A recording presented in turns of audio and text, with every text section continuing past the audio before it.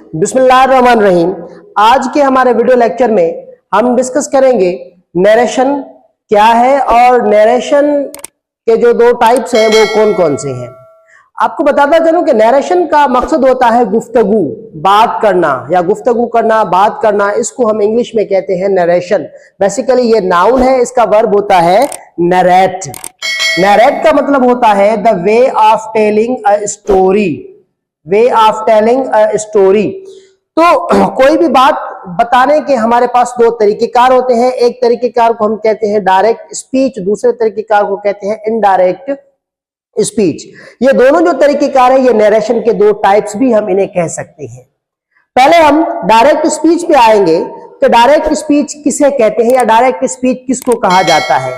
Whenever real words of speaker are reported, whenever real words of speaker are reported is said to be direct speech।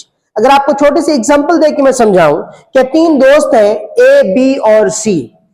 ए ने B से कोई भी बात कही या कुछ भी कहा और बी ने वही बात फिर सी को बताई। अब बी के पास जो है वो दो तरीकेकार होंगे कि वो सी को वही बात बताए जो उसको ए ने बताई। जैसा कि अगर ए ने बी को कहा कि कल मैं स्कूल नहीं आऊंगा, तो अब बी के पास दो तरीकेकार है कि वो सी तक यही बात पहुंचाए।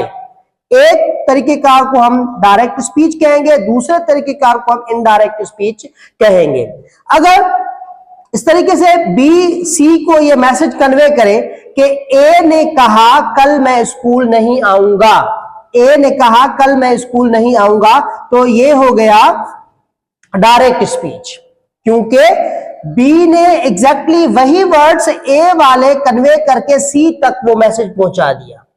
तो अगर ऐसे कहें कि बी ने सी से कहा कि ए ने कहा था कल वो स्कूल नहीं आएगा, अब इसने यहां पे वो लगा दिया तो मतलब कोई प्रोनाउन में चेंजिंग कर दी, तो इसको इस जो ये बात पहुंचाने का तरीकेकार है इसको हम कहेंगे इनडायरेक्ट स्पीच।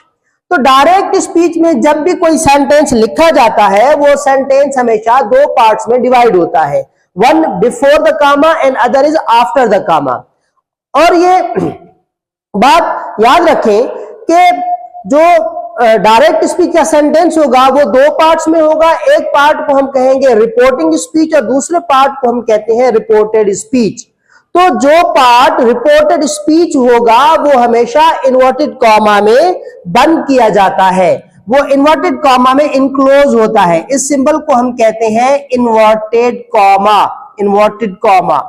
तो जो पार्ट इन्वर्टेड कॉमा में बंद होता है उसे हम कहते हैं रिपोर्टेड स्पीच, और वो पार्ट जो इन्वर्टेड कॉमा के बगैर लिखा जाता है उसको हम नाम देते हैं रिपोर्टिंग स्पीच का। अब ये जो रिपोर्टेड स्पीच होता है basically these are the real words of speaker. जो स्पीकर होता है उसके ये रियल वर्ड्स होते हैं, इसीलिए इनको इन्वर्टेड कॉमा में बंद किया जाता है।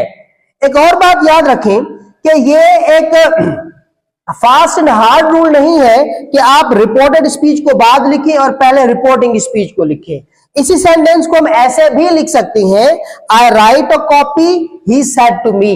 मतलब कि रिपोर्टेड स्पीच आप पहले लिखें, रिपोर्टिंग स्पीच वाले पार्ट को आप बाद में लिखें, सेंटेंस फिर भी ठीक रहेगा।